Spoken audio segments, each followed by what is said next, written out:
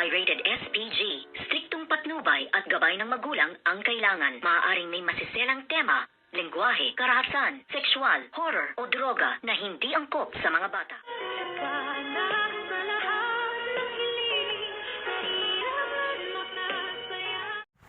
Good morning and welcome sa aking munting channel. Tinawagan na nga nitong si Zoe ang kanyang daddy RJ at sinabi nga niya dito na pwede ba silang mag-dinner at pag-usapan nila about us, at walang kaalam-alam itong ang si Zoe na nandoon pala sa kanyang likuran ang mami demonyitang Moira niya at nakikinig ito sa kanilang usapan. At dito nga ay kitang-kita nito nga demonyitang si Moira ang kanyang anak na bruhang si Zoe na tense nga ito habang kausap nga itong si Doc RJ, at para bang meron itong kinakatakutan na nanginginig ang kanyang itsura. At pumasok naman itong ang demonyitang si Moira at tinanong nga itong bruhang si Zoe na bakit Zoe habang kausap mo ang daddy mo ay parang kabadong-kabado ka at takot na takot ka at sobrang tense ka, at dito nga ay hindi nga inamin nitong ang si bruhang si Zoe na meron pala silang usapan nga nitong si Doc Carlos Benitez na once nga na hindi niya makuha itong si Doc RJ at si Miss Lynette Santos ay talagang papatay niya nga itong si Doc RJ. Kung kaya't dito nga ay nakipagkasunduan itong si Zoe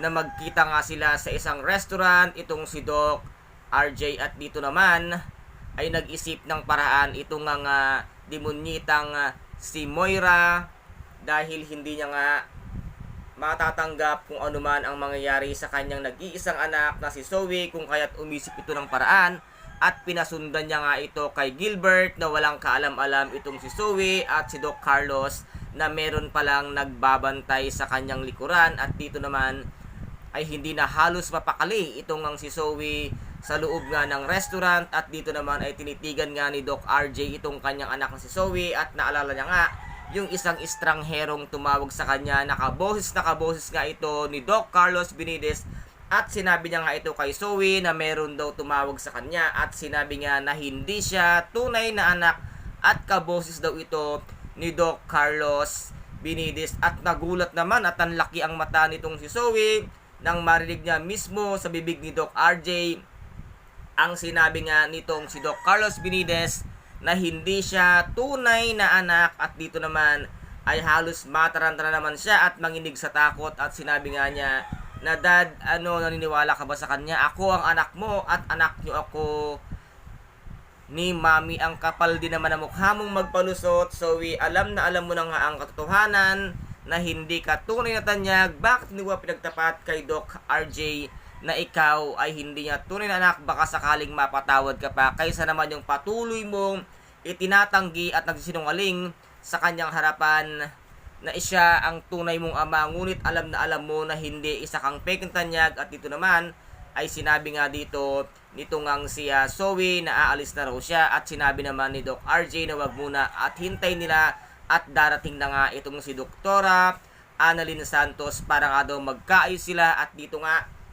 ay nagulat itong Zoe nang biglang dumating nga itong si Dr. Annalyn Santos, at dito naman ay naggalit-galitan na naman siya. Ngunit nakita nga niya sa labas ng restaurant na andoon na nga itong si Doc Carlos para nga kitilin ang buhay ni Doc RJ. Ngunit hindi nga siya nagtagumpay dahil nga sa ginawa nitong demonyitang si Moira.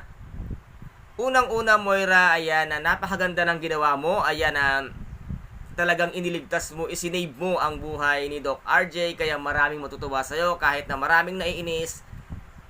Naka 1 point ka ngayon, Moira, sa kagandahan ng iyong ginawa, kaya good job kang sa episode na ito. Kaya guys, kung nagustuhan po ninyo ang aking videos for today, paki-subscribe na lamang po ng aking channel, paki-like and share para maging update kayo sa lahat ng gagawin kong video dito nga sa Abot Kamay na pangarap na kung saan ay napaka-intense at kapanapanabik ang bawat eksena. Maraming salamat po, ingat, God bless, and bye-bye!